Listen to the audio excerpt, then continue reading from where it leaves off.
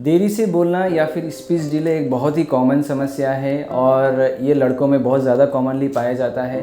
जब पेरेंट्स को लगता है कि उनके बच्चे देरी से बोल रहा है या फिर बच्चों को स्पीच डिले हो रहा है, तो वो इस चीज़ को समझने की कोशिश करते हैं, गूगल में सर्च करते हैं, यूट्यूब में देखते हैं। और यूट्यूब में बहुत कॉमनली आजकल ये ऑटिज़म के बहुत सारे वीडियो उसमें डिस्प्ले होता है।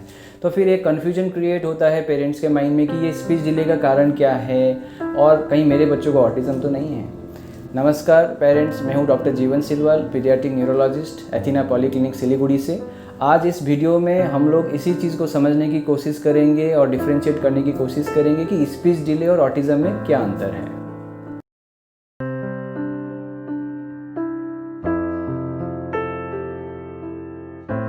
तो आज के ये वीडियो है एक इन्फॉर्मेशन वीडियो जिसमें हम लोग डिस्कस करेंगे कि स्पीच डिले और ऑटिज़म में अंतर क्या होता है। हर स्पीच डिले क्या ऑटिज़म ही है या फिर क्या अंतर है? कब पता चलता है कि ये जो मेरा बच्चा जो लेट बोल रहा है कि इसको ऑटिज़म है, तो हम कब जाके इसको बोल सकते हैं? या फिर स्पीच डिले के और भी क्या क्या कारण हो सकते हैं? अगर लेट बोलता है तो क्या क्या कारण की वजह से हो सकता है?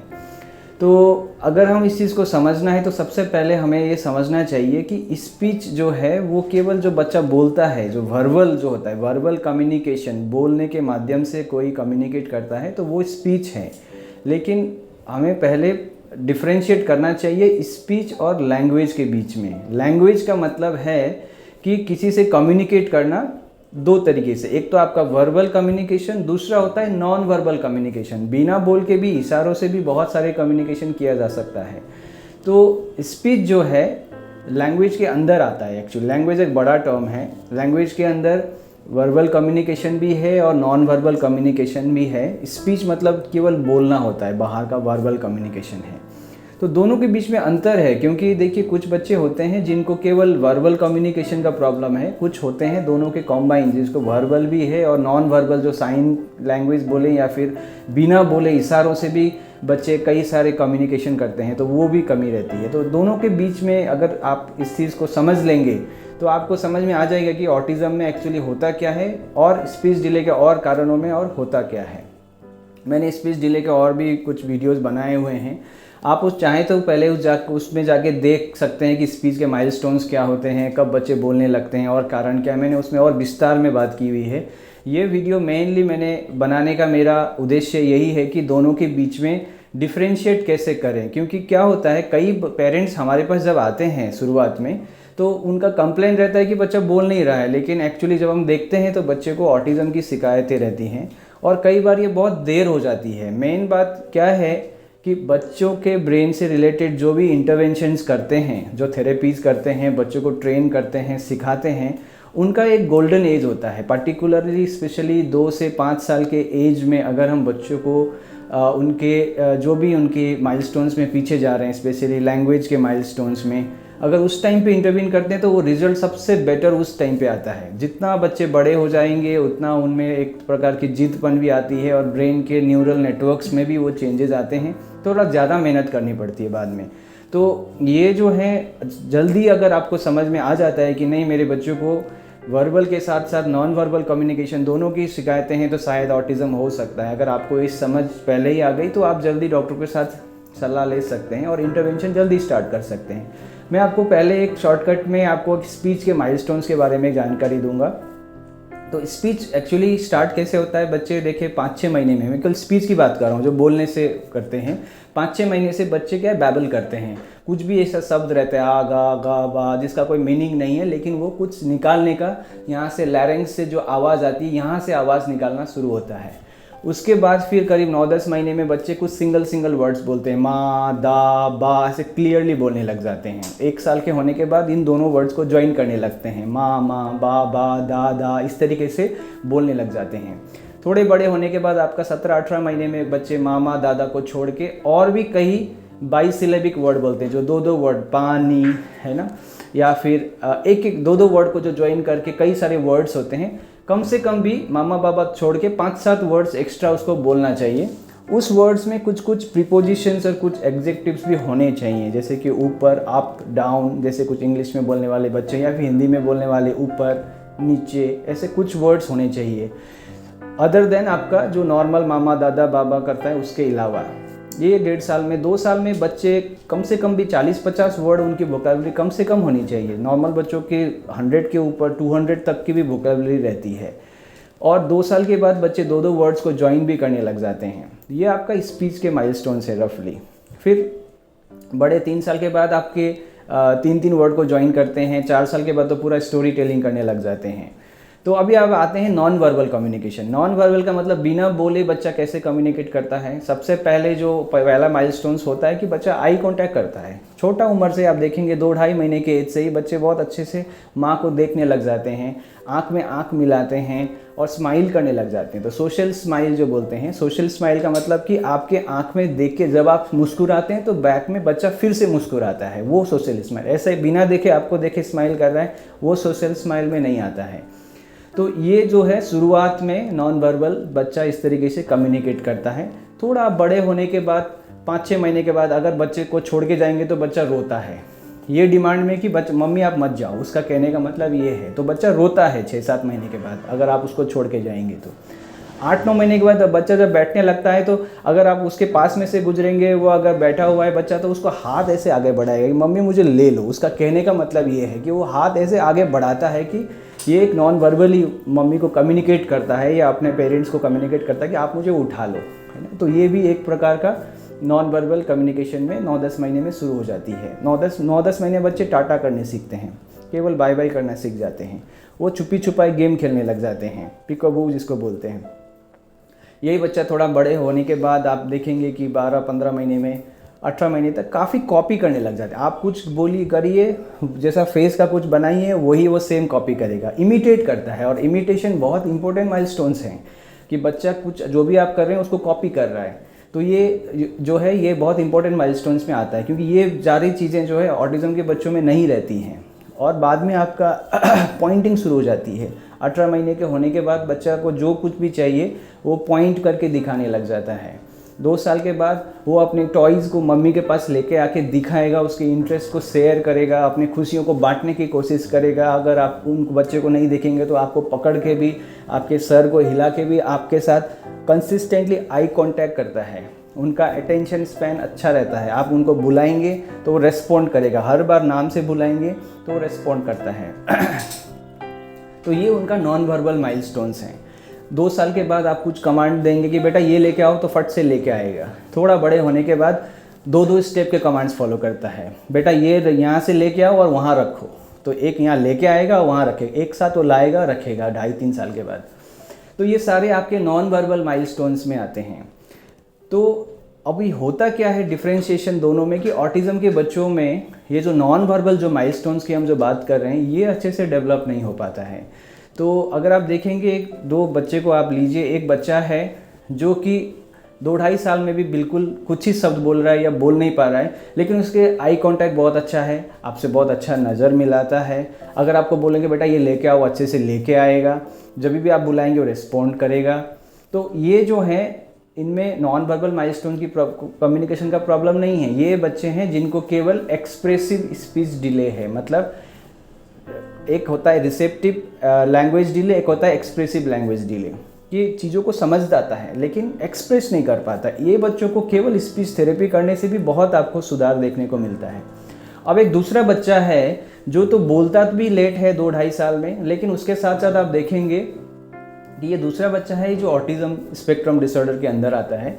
ये बच्चा अच्छे से आई कांटेक्ट नहीं करता है और आप जब भी आप बुलाएंगे तो ये रेस्पॉन्ड नहीं करता है। इसे 2-3 बार बुलाना पड़ता है तब जाके रेस्पॉन्ड करता है और उसके रेस्पॉन्स भी जो है कंसिस्टेंट नहीं होता है। वो ऐसे लगता है कि अपने दुनिया में कहीं तो कुछ कर रहा है और हमारी तरफ फोकस बहुत कम है। ठीक है, तो ये जो है अटेंशन की उनकी बहुत प्रॉब्लम रहती है। वो बहुत ज़्यादा उनमें इनअटेंशन बहुत ज़्यादा रहता है उनका अटेंशन, लेकिन कुछ स्पेसिफिक चीज़ों में रहती है। जैसे कि अगर उसको चॉकलेट पसंद है, आप केवल चॉकलेट की आवाज़ करें तो फट से दौड़ के आएंगे। उनके कुछ यूट्यूब के वीडियोज़ हैं तो वो आप 4 बार बुलाने से भी नहीं आएंगे, लेकिन उनका मन पसंदीदा उसका वीडियो लगा दीजिए, वो उसके आवाज़ सुनते ही वो फट से दौड़ के आएंगे। तो उनका अटेंशन बहुत स्पेसिफिक चीज़ों के लिए रहती है। कभी कभी पेरेंट्स को कन्फ्यूजन होता है कि अरे इसका कान सुनता है कि नहीं सुनता है, क्योंकि रेस्पॉन्ड नहीं करता है बुलाने पे। तो ये सारी जो है ऑटिज़म की बच्चों की सिम्टम्स हैं। अब ये बच्चे हैं कि आप खुद से अपने उंगली से पॉइंट नहीं करेंगे, लेकिन आपकी उंगली लेके जाएंगे, आपकी उंगली को यूज़ करेंगे। वो आपको, उनको भूख लगा है तो आपको उंगली पकड़ के फ्रिज के पास लेके जाएंगे, ये जताने के लिए कि उसको भूख लगी, लेकिन आपको आई कांटेक्ट नहीं करेंगे, ठीक है। कभी आपको बॉडी पार्ट दिखा भी दे, उसका मन चले तो, लेकिन आप बोले कि बेटा नोज़ कहाँ है दिखाओ, तो वो उसके अगर मन ना हो तो बिल्कुल नहीं करेंगे, ठीक है। तो एक प्रकार की मनमोजियत उनमें बहुत ज़्यादा रहती है, मनमोजी रहते हैं। थोड़े बहुत तो सभी बच्चों में रहता है, लेकिन अगर उसकी जो मनमोजियत इतनी ज़्यादा है कि वो बाकी बच्चों से खेल नहीं पा रहा है, मिक्सअप नहीं हो रहा है, क्योंकि वो बाकी को किसी के ऊपर ध्यान ही नहीं दे रहा है, तो फिर ये सारे ऑटिज़म की शिकायतें हो सकती हैं। इसको छोड़ के ऑटिज़म के बच्चों में क्या होती है, कुछ एक रेस्ट्रिक्टिव टाइप की इंटरेस्ट होती हैं। उनकी कुछ चीज़ों में अगर उनको पसंद आया तो वही चीज़ें वो बार बार करने को भी पसंद करते हैं, और रूटीन में थोड़ा सा भी चेंज करें तो उनमें बहुत ज़्यादा जो है एजिटेशन, एग्रेशन आने लग जाता है। तो वो एकदम फिक्स टाइप की चीज़ें ही करना पसंद करते हैं। तो आपने देख, अलग से एक दुनिया स्पेयर में वो लोग रहते हैं। उनमें कई सारी स्टेरियोटिपीज बोलते हैं कि बार बार एक ही चीज़ को करना, हैंड फ्लैप करना, टो वॉकिंग करना, बार बार गोल गोल घूमना, है ना, एक ही चीज़ को, मतलब इतना करेंगे कि जैसे अगर उसको कुछ चीज़ पसंद हो हाथ में तो हर चीज़ को घुमाने की आदत हो, तो किसी भी चीज़ को घुमाते रहेगा, दिन भर घुमाएगा, इतना ज़्यादा होता है ना। हैंड फ्लैप करेगा तो करते ही रहेगा, इस तरीके का रहता है। तो कुछ बच्चों में स्टेरियोटिपीज बोलते हैं, ये होता है। बोलने में भी स्टेरियोटिपीज होता है, वर्बल स्टेरियोटिपीज जो बोलते हैं, कुछ उसको चीज़ पसंद हो तो वही चीज़ों को दिन भर बोलते रहेगा, वो थकता नहीं एक चीज़ को बोलने से। तो ये सारी सिम्टम्स जो हैं ऑटिज़म की सिम्टम्स के अंदर आती हैं। तो ऑटिज़म में वही चीज़ मैं आपको कम्युनिकेट करना चाह रहा हूँ कि ऑटिज़म में जो नॉन वर्बल कम्युनिकेशन में बहुत ज़्यादा प्रॉब्लम होती है। उनकी स्पीच की प्रॉब्लम तो रहता है, लेकिन साथ में उनमें आई कॉन्टैक्ट की प्रॉब्लम रहती है, रेस्पॉन्स कम रहता है। अभी होता क्या है कि कई बच्चे पेरेंट्स के साथ अच्छा कम्युनिकेट करते हैं, और वो क्या है, बच्चे ABCD बोल देते हैं, 1 2 3 4 बोल देते हैं, कलर सारे बोल देते हैं। पेरेंट्स को लगता है कि बच्चे को तो बहुत कुछ आता है, वो ABCD बोल रहा है, ये सब स्पीच में काउंट नहीं होता है, ठीक है। तो स्पीच का मतलब है, या फिर लैंग्वेज का मतलब है कि आपके साथ वो कम्युनिकेट करना चाहिए, आपको देख के मम्मी करके बुलाना चाहिए, उसका जो भी उसको चाहिए चीज़ें वो आपके साथ, आपको आंखों में देख के मांगना चाहिए। ये होता है नॉर्मल जो लैंग्वेज जो है कम्युनिकेशन, ठीक है। तो केवल ABCD बोल रहा है, 1 2 3 4 बोल रहा है, कलर्स सब पहचान रहा है, राइम्स गा रहा है, तो ये सारी चीज़ें कर रहा है तो बच्चा ठीक है, ये मत समझिएगा। क्योंकि कई बच्चे थोड़े बहुत पेरेंट्स के साथ काफ़ी उनका आई कॉन्टैक्ट और कम्युनिकेशन ठीक ठाक रहता है, लेकिन बाकी बच्चों के साथ अगर एज में कंपेयर करें तो वो नहीं कर पाते, स्पेशली जो माइल्ड कैटेगरी की ऑटिज़म होती है। क्योंकि ऑटिज़म में भी सिवियरिटी होती है, माइल्ड, मॉडरेट, सीवियर। तो माइल्ड कैटेगरी के बच्चे कभी कभी पेरेंट्स को भी समझ में ही नहीं आता है, कि उनको ही कन्फ्यूजन लगता है कि करें ना करें, डॉक्टर को दिखाएं ना दिखाएं, है ना।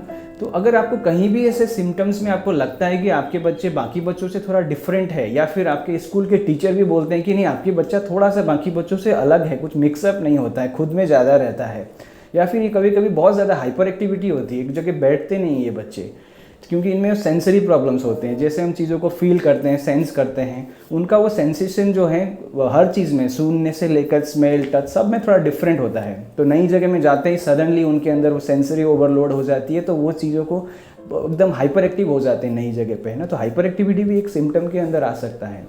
तो ये सारी चीज़ें जो हैं ऑटिज़म की शिकायतें हैं। क्यों डिफ्रेंशिएट ज़रूरी है? क्योंकि एक बच्चा है जो अच्छा कम्युनिकेट कर रहा है, उसको केवल स्पीच थेरेपी देने से होगा, लेकिन अगर ऑटिज़म है तो ऑटिज़म का मेन जो ट्रीटमेंट आपका जो होता है कि उसका अटेंशन को पहले इंप्रूव करना है, तो उसमें ऑक्यूपेशनल थेरेपी का ज़्यादा रोल है। ऑक्यूपेशनल पहले करने के बाद जब फोकस इंप्रूव होगा तब जाके स्पीच थेरेपी काम करेगा, क्योंकि स्पीच में पेरेंट मतलब जो भी थेरेपी सिखाने के लिए कोशिश करेंगे तो बच्चे के साथ फोकस बहुत ज़रूरी है। फोकस नहीं है तो फिर थेरेपी सीखेंगे कैसे? इसीलिए जो है डिफ्रेंशिएशन बहुत ज़्यादा इम्पॉर्टेंट है, क्योंकि इंटरवेंशन में डिफ्रेंशिएशन आ सकता है। और इसको छोड़ के बाकी आपके स्पीचेस के और कारणों में, जैसे ऑटिज़म एक बहुत कॉमन कारण है स्पीच डिले का, स्पेशली अगर लड़का है तो ऑटिज़म ज़्यादा लड़कों में दिखता है। और कारणों में से एक होता है हियरिंग लॉस, कान नहीं सुनना। अगर बच्चा कान ही नहीं सुनता है तो बोलेगा कैसे? तो कई बार हम लोग अगर कन्फ्यूजन है तो हम लोग बेरा करके कान की जांच भी करवाती हैं। तो अगर क्योंकि कान में सच में दिक्कत है तो मशीन बिना लगाए फिर आगे थेरेपी नहीं करेंगे तो बच्चा बोलेगा नहीं। तो कान ना सुनना भी एक प्रॉब्लम है। दूसरा बहुत कॉमन प्रॉब्लम है इंटेलेक्चुअल डिसेबिलिटी, या फिर बुद्धि से कम है, कि बच्चे का ब्रेन इतना मैच्योर ही नहीं हुआ है कि वो बोल सके। तो इंटेलेक्चुअल डिसेबिलिटी भी एक बहुत कॉमन कारणों में से आती है। अब इंटेलेक्चुअल डिसेबल बच्चे जो होते हैं ये थोड़ा चलने में भी लेट हो सकते हैं, बड़े होने के बाद भी अपना सुसु पोटी खुद से नहीं कर पाते हैं, पढ़ाई में बहुत कमज़ोर रहते हैं, है ना। तो ये सारे जो इंटेलेक्चुअल डिसेबिलिटी के सिम्टम हैं। और कॉमन कारण है सेरेब्रल पॉल्सी, कि जन्म के टाइम में कुछ दिक्कत हुआ था, क्या जन्म में रोया नहीं, शुगर कम हो गया, मेनिंजाइटिस हो गई, ब्रेन में कुछ ब्लीडिंग था, या कई सारी प्रॉब्लम्स हो सकते हैं जिसकी वजह से ब्रेन में कुछ अगर दाग हो गया हो, कुछ डैमेज हो गया हो, स्कार हो गया हो, उसकी वजह से भी बच्चे को बोलने में लेट हो सकती है। तो सेरेब्रल पॉल्सी भी एक कारण हो सकता है। और एक कॉमन कारण है ADHD का भी एक टाइप होता है, इनअटेंशन वाली टाइप होती है। हालांकि ADHD के मैक्सिमम बच्चे में स्पीच अच्छा ही रहता है, कुछ परसेंटेज के बच्चे हैं जिनको स्पीच में थोड़ी देरी हो सकती है, तो इनमें इतना ज़्यादा हाइपर एक्टिविटी रहता है कि वो फोकस नहीं कर पाते हैं, उसकी वजह से भी स्पीच में लेट होने के चांसेस होते हैं। इसको छोड़ के रेयर और भी हैं, इस लैंग्वेज डिसऑर्डर्स भी हैं, बाकी कुछ क्रोमोजोम या जीन से रिलेटेड प्रॉब्लम्स में भी बोली जो है लेट से आता है। तो पेरेंट्स, मेरा आज का ये वीडियो है आप लोगों को मेनली यही इन्फॉर्मेशन देने के लिए कि स्पीच डिले और ऑटिज़म में फ़र्क क्या है, कैसे हम आइडेंटिफाई करेंगे कि बच्चा लेट बोल रहा है तो ऑटिज़म है या नहीं है। क्योंकि एक एक्सप्रेसिव स्पीच डिले मतलब जो बच्चा केवल बोलने में ही लेट है तो उसको केवल स्पीच थेरेपी देने से ही आपका जो है काफ़ी बच्चों में सुधार आ जाता है। लेकिन एक अगर ऑटिज़म का बच्चा है तो उसमें हम लोगों को कई इंटरवेंशंस इसके अलावा भी, जैसे ऑक्यूपेशनल थेरेपी करनी पड़ेगी। अगर आपको साथ साथ में कई बच्चों को बिहेवियर थेरेपी भी करनी पड़ सकती है। हो सकता है अगर अवेलेबल है तो ABA थेरेपी करके होती हैं, वो भी अगर कराया जा सकता है। तो इंटरवेंशन में बहुत सारा डिफरेंशिएशन है ना। तो ये डिफरेंशिएट करना बहुत ही ज़रूरी है। अगर आपके बच्चों को कहीं भी इस तरीके की शिकायतें हैं तो आप हमारे यहाँ पे अथीना पॉलीक्लिनिक में लेके आके मंडे टू सैटरडे कभी भी दिखा सकते हैं। हमारे पास यहाँ पे फुल फ्लेजेड थेरेपी सेंटर है जहाँ पे चाइल्ड साइकोलॉजिस्ट हैं, ऑक्यूपेशनल थेरेपिस्ट, स्पीच थेरेपिस्ट, आपका स्पेशल एजुकेटर, सभी लोग हैं। और रिक्वायरमेंट के हिसाब से हम पहले असेसमेंट करके बच्चों को थेरेपी देते हैं। और पेरेंट्स, आपको अगर कोई भी किसी भी प्रकार की डाउट हो, आप इस वीडियो के नीचे आप कमेंट कर सकते हैं। मेरे टाइम के हिसाब से कई पेरेंट्स में मैं आपको ये अपोलॉजी भी आपसे मांगता हूँ कि मैं आपका सारे जो हैं क्वेश्चंस के आंसर्स नहीं कर पाता हूँ, लेकिन जितना मेरे से बन पाएगा, टाइम होगा, मैं आपके जितने भी क्वेरीज होंगे उनको मैं आंसर करने की कोशिश करूँगा। और कोई भी ऐसा टॉपिक आप लोगों को लगता है जिसके बारे में आप लोग और समझना चाहते हैं, आप मुझे मैसेज कीजिए, मैं उसके बारे में भी वीडियो बनाने की कोशिश करूँगा।